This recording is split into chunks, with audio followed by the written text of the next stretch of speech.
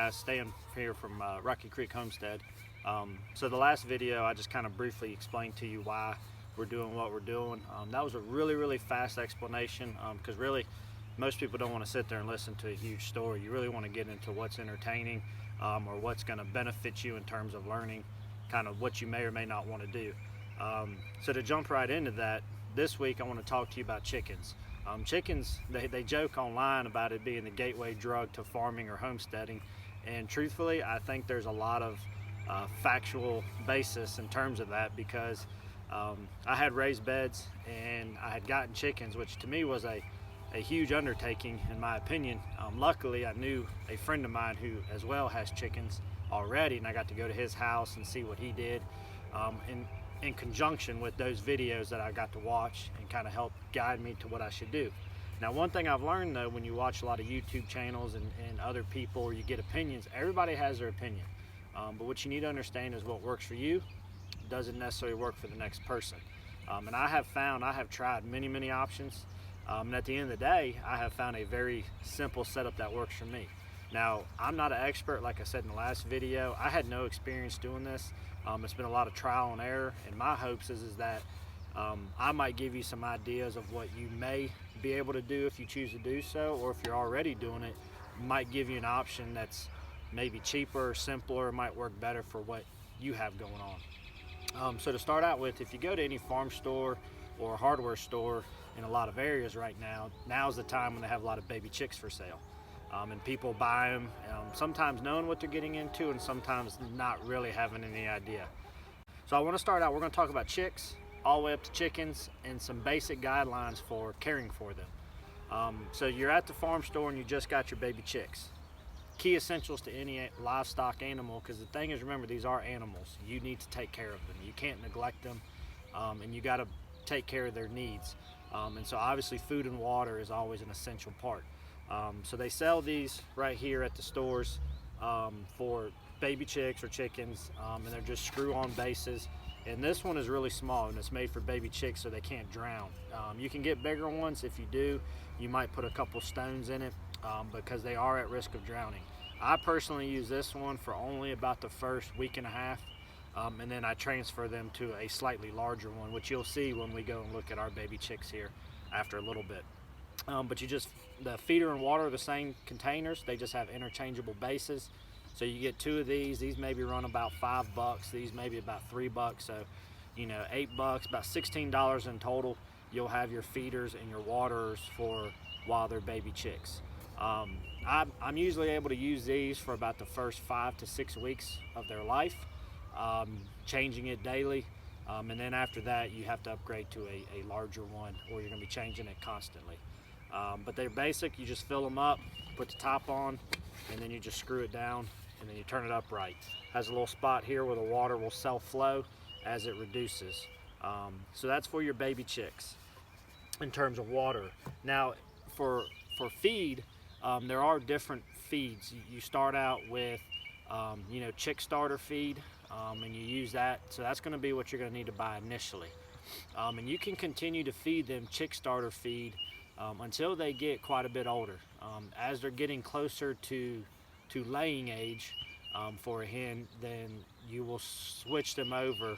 I do a 50-50 mix, and then eventually switch them all the way at a certain point to full laying pellets or laying crumbles. It just changes the ratio early on as chicks. It's a little bit difference in percentages of protein, calcium, and so on to help them grow and be healthy, and then eventually it kind of switches over to an increase in calcium and other nutrients and minerals that they need for effective egg production and overall health of the bird. But for starting out with for quite a while, you just need that chick starter. You can buy it at any place. I personally buy all my feed at a local mill. I found it to be better quality and also more cost efficient in terms of doing that. So let's talk about when you get them home. Now you're going to need some sort of container to put them in. It doesn't have to be nothing fancy. I got a friend of mine that he's done them in large cardboard boxes. And I personally do mine in a large Tupperware. Not Tupperware, sorry, a Rubbermaid tote.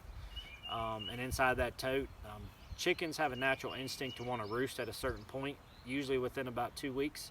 And so I've actually taken small roosting bars and just put screws in the sides, and I'll show you that.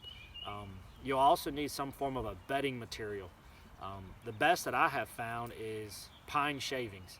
Now, when you go to your local supply store, Tractor Supply, Rural King, hardware stores or whatnot, they'll sell various type. You have a fine and you have what's called a flake, or some people call it a coarse. I have found that getting the coarse or the flakes tend to be the best that there is. Got old Chloe dog. She wants to come. She wants to be in the video. There's old Chloe dog. She's a good dog. We like Chloe. We see. So I find that getting the coarse flakes, do not get cedar. A lot of people think using cedar, because that's what people sometimes use for rabbits, can work and it helps with the smell, but there's been studies that have shown that cedar can affect their respiratory tract. So pine wood shavings, some people have used straw. I personally like pine shavings. You get a big thing for them for about $6, and it'll usually last throughout the lifetime of your chicks if it's a small batch. And I'll show you that here in a little bit. You'll also need some sort of a heat lamp source. So baby chicks are used to being under their mother, a broody hen who's a mother hen, and she keeps them warm with her body and tucks them underneath. Obviously, if you're raising them in a what we call a brooder or the container, you'll need some form of a heat lamp. This is a very basic, inexpensive heat lamp, and it comes with a large bulb with a protective cover, and you just have a supply, and you hang it vertically over the baby chicks. And I'll show you how mine's set up. As they grow older, you will slowly raise this up higher and higher so that the level of warmth will start to decrease and they can become more acclimated on their own. The more feathers they get, the warmer they can self-sustain, and so you do it like that. Now, I will tell you, a lot of websites, it can kind of become overwhelming because it'll talk about maintaining at 95 degrees and then each week raising it up, reducing the temperature by so many degrees up until you get to a certain degree mark and then move them outside. I have found you will drive yourself crazy trying to monitor this. So honestly, it's a very simple concept in my opinion. Once you hang it just above the top level of your container, if the chickens, the baby chicks, are staying completely away from the heat lamp, majority of the time it is too hot and they're trying to get away from the heat. If they are staying constantly huddled all day long in a big pile, they're probably too cold. What I have found is, if you got some of them huddled underneath and some of them are kind of off doing their thing and kind of throughout the day they're coming and going, that lets you know that you're kind of on point. So I have found, instead of trying to check actual temperatures, watching the birds, checking on them consistently gives you a better idea of what they should do. There's a lot of other fancier products, but you can get this plus the bulb, for about $20 for a whole setup. A starting feeder and waterer for chicks, they're about $8 a piece. So you're about $36, $35 or so to get started with on that. Plus the pine shavings, now you're probably just over $40, other than if you need to purchase your container to put them in. So then from then, you're going to keep monitoring them, maintaining them, checking them daily. You will need to clean out their brooder.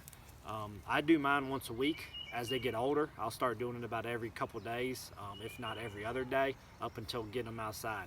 Now, I will tell you, it will get stinky. I keep mine in the garage. That way I can better regulate the temperatures. I don't have an outdoor setup that I can keep them in and feel confident at keeping them warm and safe. So mine are in the garage, and I can tell you, it can get pretty stinky by the time it's time to clean it out. And I'll kind of show you. We're actually going to clean ours today, so I can show you that process. We got the neighbor's dogs. Like I said, we got a couple acres here, but we're still fairly close to the city, and so we do have some homes nearby. One in there pretty close, the other in not so much. So anyways, my dog was wanting to go after another dog. So now, talk about waters. Now your chicks have gotten to where the point that they're ready to go outside and to live outside like normal. You're gonna need two things: some form of a house, or a coop, as most people call it. and you'll need some way to contain them and protect them from predators. It's not as much containing them. You don't want to upset your neighbors, especially if you're in an urban environment. You also need to check your local county or city regulations on what you can and can't do. But so with mine, I've raised mine in really 3 different fashions. When I was in a neighborhood, I had a coop with an enclosed pen that was about 12 by 4, 12 feet by 4 feet, and I had about 5 to 6 laying hens in that. And because I was in a neighborhood, they stayed in that pen all day long. I kind of hated that form. I would try to supplement, with grass clippings and other types of fruits and vegetables and food scraps to give them a sense of real life chickens, but I didn't really like that form. Now here where I'm at now, I have ran my egg laying chickens in both a mobile coop, which I'll show you here in a minute, and also now a stationary coop I have about a 50 by 50 fenced in area for them.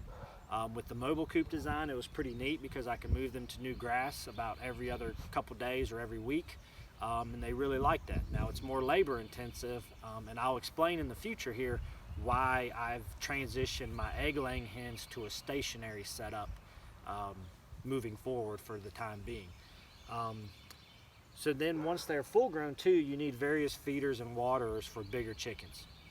You can really become overwhelmed and spend a lot of money for different feeders and waterers. To give you an idea of waterers, this is what you consider to be like a standard type waterer. This is one that I used to use a lot.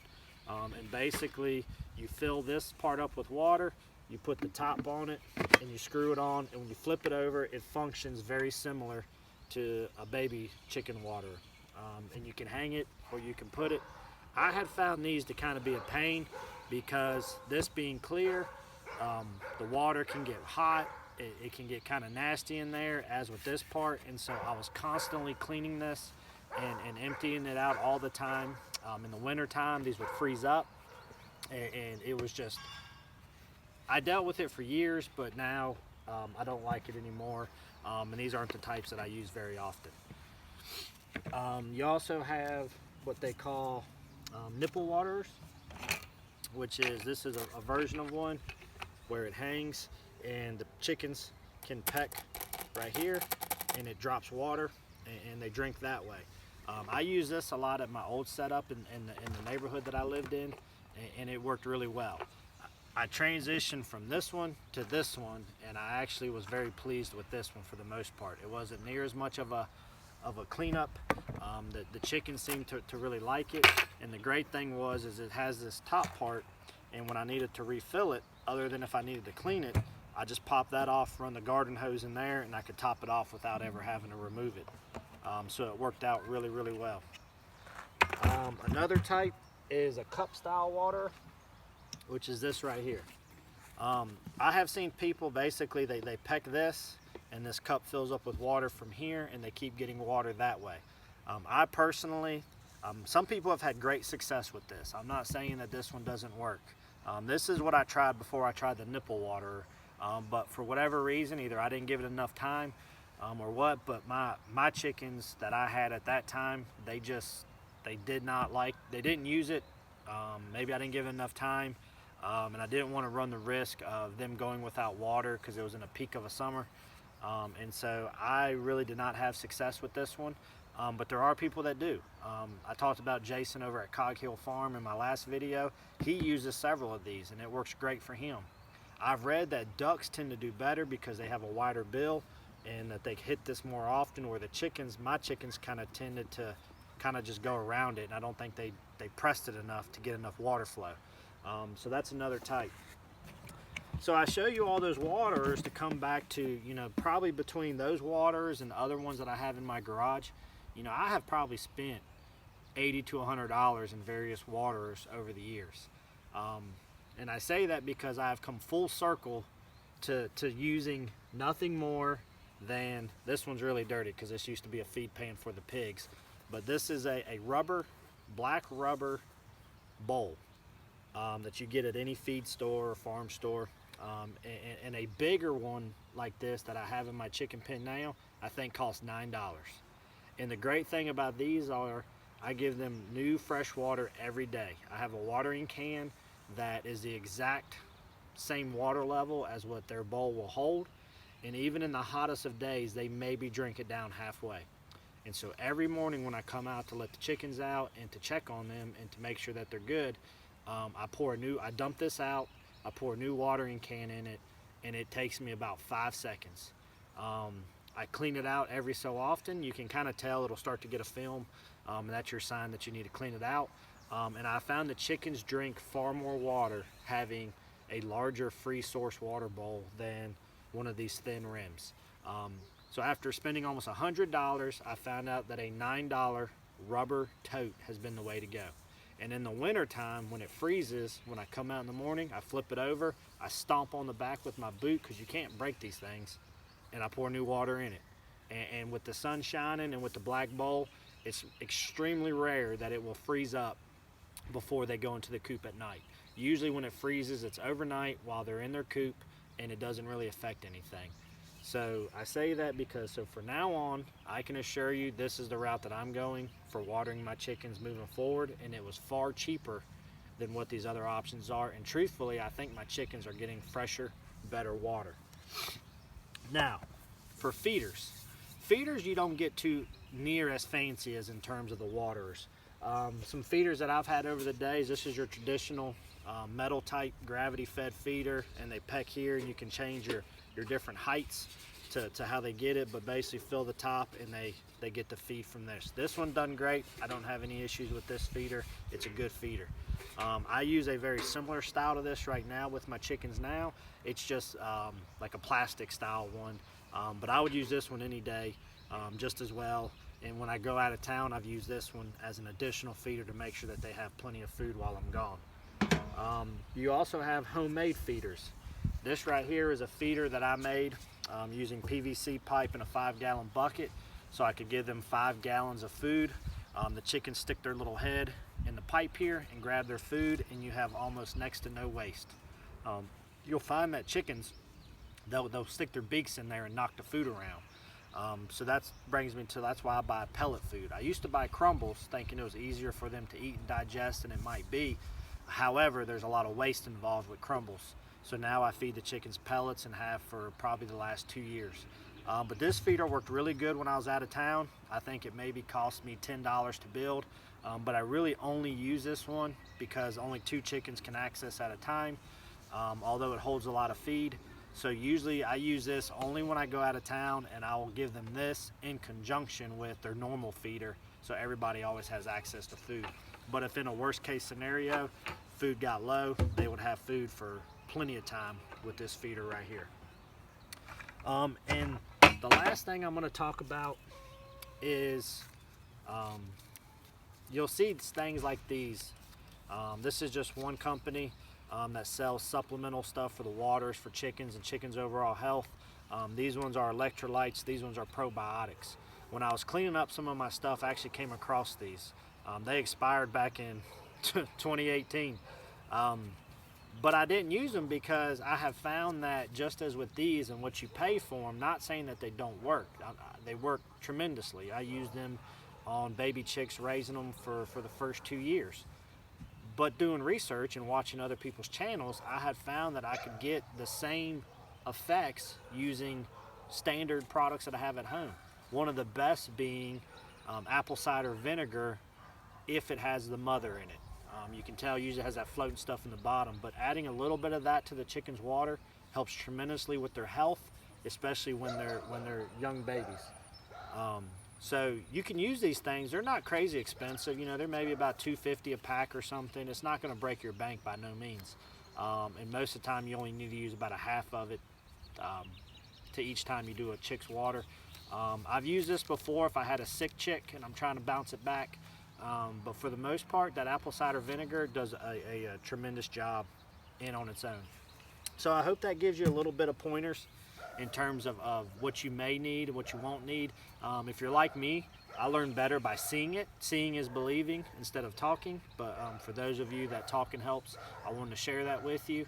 But now we're going to go check out our big chicken setup, how I got it done, what all we have in it, and then we'll go over and check out the baby chicks and what we got going with that. All right guys, so this is my chicken tractor. This is what I used to have these chickens in, and then running around the chicken tractor I had electrified poultry netting from Premier One fencing, and it was a great electrified fencing, but actually I'm going to be using that fencing around my garden this summer to hopefully keep deer out. But a couple quick things on this. It's about a 5x10 overall chicken coop, and I put wheels on the back of it, but it's real basic. I would just open up the front door in the mornings and they would come out that way, and then I added, it was partially covered by a standard roof, this plastic I'll show you here. It has this plastic roofing material right here, which was over the nesting area, but to help keep the chickens cool during the day, I added this white tarp. It took 2 of them, but I added it across the top, and it gave them great shade and also greatly reduced the amount of heat that would be produced in the coop. If you use a dark tarp, it will get really hot. Now if you notice that roof is extended, that is because I used to have their nesting boxes off of the back of this right here to free up some room in their coop space. But it's a very basic design. So she pops it open, and it's nothing real fancy, okay?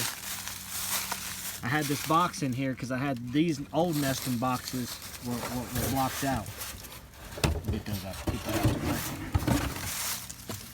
So as you can see inside here, I just had 2 standard nesting boxes at one point. Problem was the chickens were wanting to roost on it sometimes, and that's why I blocked it off and put these exterior ones.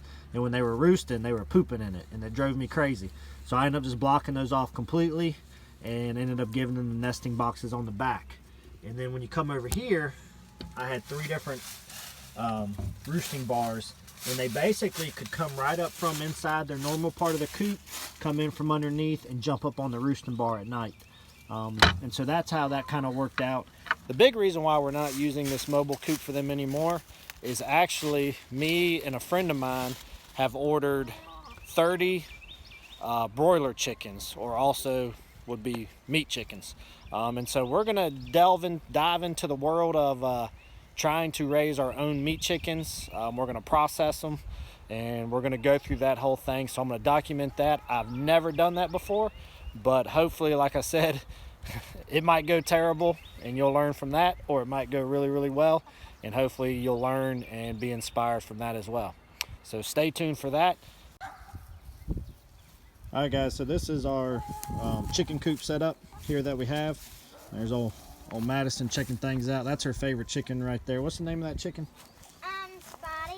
That's Spotty. Spotty always squats real nicely, and she can pet it no problem. That's probably our overall favorite chicken. But so this is pretty much our setup that I was talking about. See if I can back up. So here is the actual coop itself. You don't have to spend a fortune. I actually got a great deal on this coop. It was actually a playhouse that somebody was getting rid of, and I was able to get it for a really good price, and then I modified it to our needs that we have. So as you can see, we have this fenced in area. It's approximately 50 by 50. The chickens really like it over here because we have a lot of trees and roots and grass, and there's also a lot of bugs down at the base. This tree in particular, they've really been eating a lot of ants that have been over there. So here's that black rubber dish I talked about for the water. I filled it up this morning using the watering can, and you can see the feeder that I talked about that's right here, and it's just like that metal one, except for it's a plastic. The carabiners on the top there is because I used to have it in our mobile coop, but I'm still trying to figure out how I want to hang it here in terms of trying to keep it dry. I may extend this roof line right here, but that's time, we'll say. So we're going from there and we'll figure it out. On the outside here, you will need nesting boxes. Now they will say, if you read online, it'll talk about how you need so many nesting boxes per chicken. But really at the end of the day, I have found that all the chickens will pick a nesting box that they like more than others. So like right now, there's still some chicks to lay, but in here, no eggs at all. In this one, Madison was already taking some out. In here, 4 hens have already laid, and I guarantee you by the end of today, I'll have probably 6 to 7 eggs in that one and maybe 1 in the other one. So they'll tell you 1 nesting box per every 4 chickens, but really, it'd be my thinking that really you could probably get by with less than that. Just make sure that they are good size. These ones I bought at a local feed store. I think I gave maybe 29 bucks for each, and they straight 4 screws right in, no problem. Now you do need to protect your chickens. This playhouse had a screen on it already, but if you can see inside here, there's metal wire. That's hardware cloth. Chicken wire, predators will get through chicken wire, and raccoons especially, they're notorious for getting chickens. So we have put this hardware cloth on every window and in the vent areas to protect the chickens. And you will need roosting bars. This is what I talked about, that chickens naturally want to roost. I just took branches on a tree that I'd cut down here and ended up screwing those into the side, and on each of those roosting bars it'll house about 9 chickens. 8 to 9 of them will get on each one, and they get in really tight. And somebody must have been confused about their new setup, because what has happened? Yep, we got an egg on the floor. Either that or a chicken sneezed, one of the two. So we'll grab that here after a little bit. What's up, girl? How are you? So guys, that's our chicken setup for our big hens. There's some other stuff we could talk about, but that's just a real quick idea of what we got going on in terms of them. So I hope that helped you out a little bit. Now let's go check out the baby chicks and see what they got going on. So guys, you can see there's my heat lamp, and I keep it over one side of the coop itself, or the brooder box, I'm sorry. And the reason for that is so they can come and go and get away from the heat if they want to. That's how they kind of do with the mom, is they go in and out as they need to get warmth. And so they're kind of moving around freely. Nobody's complaining. When I came out this morning, about 4 out of the 6 were under the heat lamp, and the other 2 getting some food. So we're going to get these guys out, and we're going to show you going through cleaning it up, filling up the waters and feeders, and getting them put back in. So we got these guys out here. We're going to give them some new bedding, freshen it up, because I'm telling you right now, these little buggers, they poop all over the place. They poop on everything till you get them out of these boxes. But as you can see, mine's nothing more than a black Rubbermaid container. And at some point, it is good to put a little bit of a covering on it, because they will end up flying out if you're not careful. So all I did was just took a couple pieces of 1x1 and stapled some chicken wire to it. And then where you see I got those 2 roosting bars, they really like that since then. And so all I did was I came here on the side and I put these little nails and screws in right there and there, which holds them on there pretty well. So we'll show you now in terms of the pine shavings. This is what I was talking about that we get. It says flake. The fine it's a lot smaller. I personally found that the flake's a lot better. Doesn't create near as much of a mess. Now, the starter grow this time didn't come from the mill like I normally do. This was just a convenience thing when I was there, but you can see it says all grain start and grow. This came from Southern States. And I can use this all the way up to 16 weeks of age, according to this one. Now, just for convenience factor though, I got this. I'll use it till the bag's up, and then I'll transition them to what I usually get from the mill in terms of for the chicks. So obviously we need somewhere to put these guys while we clean them up. So we're gonna work on grabbing them and get them in this box right here and go from there.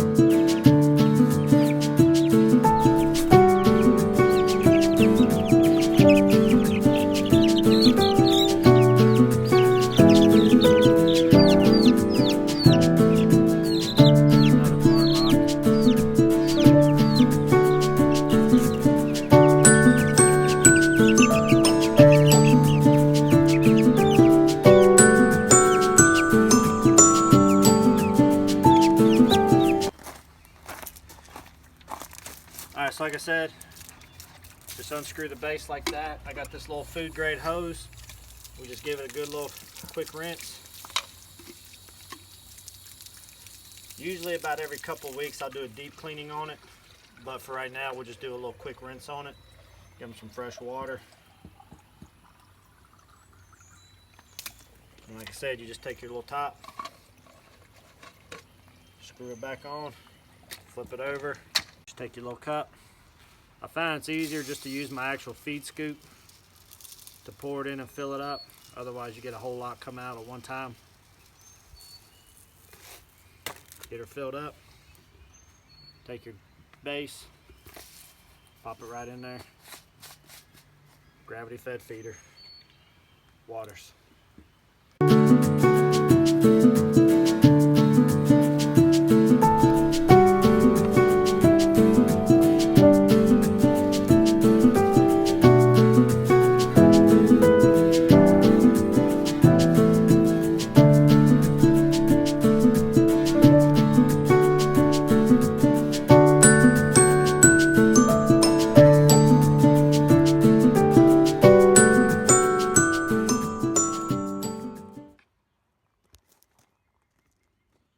So you see you got the fresh wood chips there. Now, one little trick of the trade that I like to do is you notice I had wood in there before.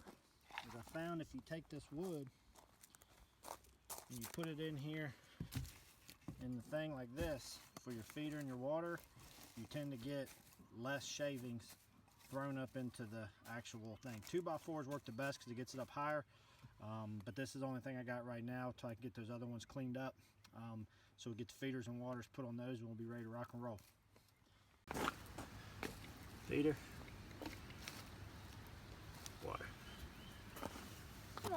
Now as you can see, those pine shavings go a long way. So when these things come in, they're like super packed. And so for what little bit I just used right there, I can use this for a bunch more cleanings and we'll be good to go. So let's get these little babies out of this box and let's get them put back in to the brooder.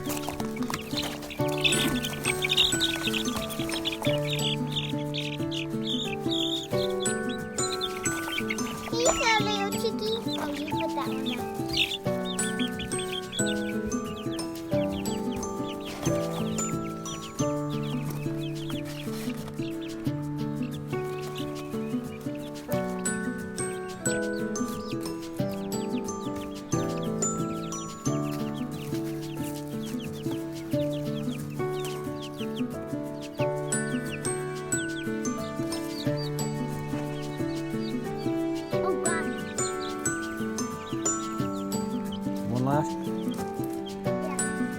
This is the hottest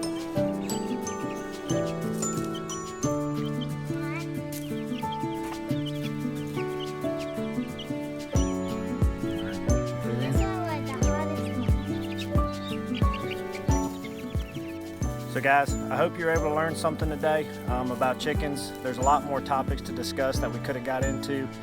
You know, everything from how to manage their eggs, when you get soft shells, how to manage pests and mites and various things. There's a lot more discussions in terms of chickens. I just want to give you a good idea of a baseline of what to expect if you're going to explore chickens. We'll talk about many more topics to come related to chickens. I just want to give you a little quick insight as to kind of what we have found works, and we'll talk about some other more specific topics related to that in the future videos. If you like what you've seen, please subscribe. Please get other people that you know to subscribe that are maybe interested in it. And in the meantime, y'all be safe, take care of one another, God bless you, and we'll see you soon.